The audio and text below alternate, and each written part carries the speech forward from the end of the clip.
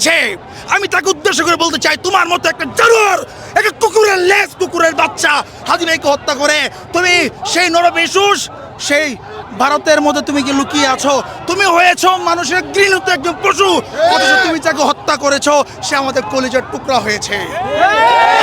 তার যে ইমানি চেতনা ছিল, শহীদি তামান্না ছিল, একমাত্র তার ইমানি চেতনা ভিতরে এত বেশি পরিমাণে ছিল, সেই মহব্বত, সেই ভালোবাসায় শুধু মানুষ এসেছে।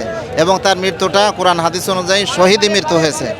সে শহীদ বিনা হিসাবে, কোরআন হাদিস অনুযায়ী সে জান্নাতি। দেশের ইতিহাসের মধ্যে যদি আমি বলতেই চাই, আমার দেখায় এই প্রথম বাংলাদেশের ইতিহাসের মধ্যে শহীদ হাদিবের জানাজার মধ্যে এত লক্ষ মানুষের উপস্থিতি। বাংলাদেশের ইতিহাসের মধ্যে টেকনাফ থেকে নিয়ে তেঁতুলিয়া, যত অঞ্চলে মানুষ আছে, যত দেশপ্রেমিক মানুষ আছে, যারা মুসলিম যত মানুষ আছে, সকলেই এই জানাজার মধ্যে অংশগ্রহণ করেছে। অতএব যারা হাদি ভাইকে শহীদ করেছে, আমি তাকে উদ্দেশ্য করে বলতে চাই, তোমার মতো একটা জানোয়ার, একটা কুকুরের লেজ, কুকুরের বাচ্চা হাদি ভাইকে হত্যা করে তুমি সেই নরবেশুষ, সেই ভারতের মধ্যে তুমি কি লুকিয়ে আছো? তুমি হয়েছো মানুষের ঘৃণিত একজন পশু, অথচ তুমি যাকে হত্যা করেছো সে আমাদের কলিজার টুকরা হয়েছে। আমরা মনে মনে বিশ্বাস করি, আমরা মনে মনে বিশ্বাস করি হাদি ভাই একটা জান্নাতের উড়ন্ত পাখি। হাদি ভাইকে আল্লাহ পাক রব্বুল আলামিন অবশ্যই তিনি জান্নাতের মধ্যে ওনাকে উচ্চ স্থান দান করবে ইনশাআল্লাহ। হাদি ভাইয়ের খুনি তিনি অবস্থান করছে ভারতের মধ্যে। আমি জাতির উদ্দেশ্যে ও ডক্টর ইউনূস সাহেবের উদ্দেশ্যে আমি একটি কথাই বলতে চাই, প্রতি বছরই ইন্ডিয়া থেকে বাংলাদেশের উদ্দেশ্যে হাজার হাজার গরু এখানে সাপ্লাই হয়, এবং হাজার হাজার গরু অবৈধতামূলকভাবে এবং খাসি ইন্ডিয়ার বর্ডার ক্রস করে বাংলাদেশের মধ্যে পাঠাচ্ছে।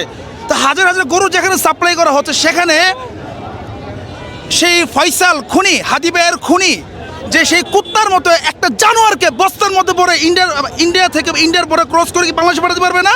অবশ্যই পাঠাতে পারবে। ডক্টর ইউনূস সাহেব, আমি আপনাকে উদ্দেশ্য করে বলতে চাই, আপনি 50 কোটি টাকা পুরস্কৃত করবেন। আপনি ঘোষণা করে দেন, আপনি অফিসিয়াল আনঅফিসিয়ালভাবে আপনি ঘোষণা করে দেন, যদি কোনো ভারতীয় নাগরিক এই ফয়সাল খুনিকে বস্তার মধ্যে ভরে বাংলাদেশে ঢুকাতে পারে এবং ভারতের সীমান্তকে পার করে দিতে পারে, তাকে 50 কোটি টাকা আপনি পুরস্কৃত করবেন।